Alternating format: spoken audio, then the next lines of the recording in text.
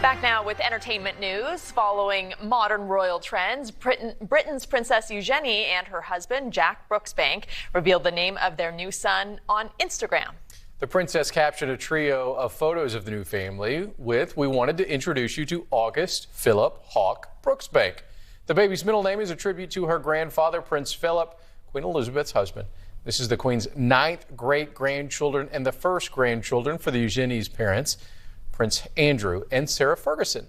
It's been a busy last few days in the entertainment world, with reality TV superstar Kim Kardashian West filing for divorce from rapper Kanye West. Also, Prince Harry and Meghan Markle's split from the royal family has been officially finalized days after announcing they're expecting a second child.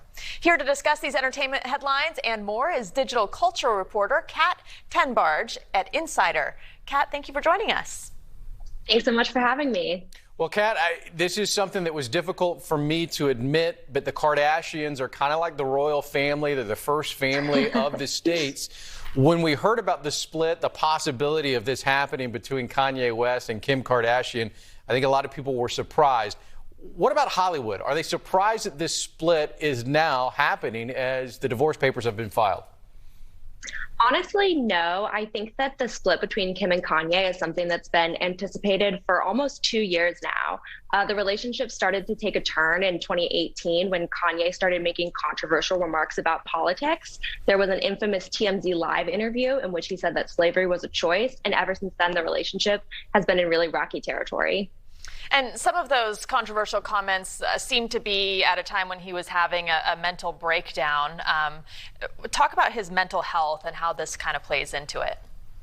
For sure. So Kanye has been diagnosed with bipolar disorder. This past July, Kim Kardashian actually put out a statement explaining the fact that her family has struggled to deal with some of the side effects of Kanye's mental health, and that due to the fact that he's an adult, there's not that much control Kim and her family have over his actions or what he decides to do to seek treatment for himself. So she just asked that the public respect the fact that they've been dealing with a lot of emotional and turbulent times as a family. Kat, did Kanye's run for president have anything to do with the strain on the relationship between these two? Absolutely. At a campaign rally event early in his attempted presidential run, Kanye made some very controversial comments about the possibility of having an abortion for his and Kim's first daughter, Northwest. And insiders said that Kim was absolutely devastated to hear Kanye talk about such a personal matter on such a public stage. And these are two very famous, very public figures, but did it feel at all exploitative the way these comments were reported on, given the public comment that Kim Kardashian made about his mental health and given what we know about that history?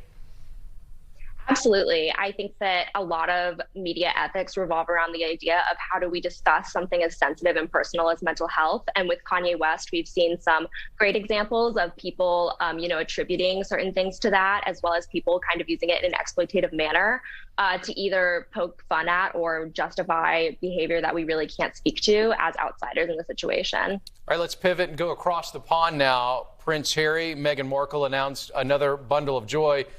What is the relationship like right now with this couple and the royal family, as it appears that Harry and Meghan want to continue to distance themselves from that responsibility and that role as a royal?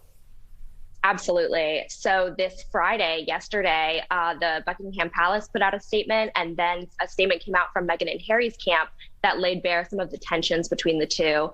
You had Buckingham Palace and the Queen talking about how in the official finalization of their split, they would be abdicating their personal duties, especially when it comes to public service.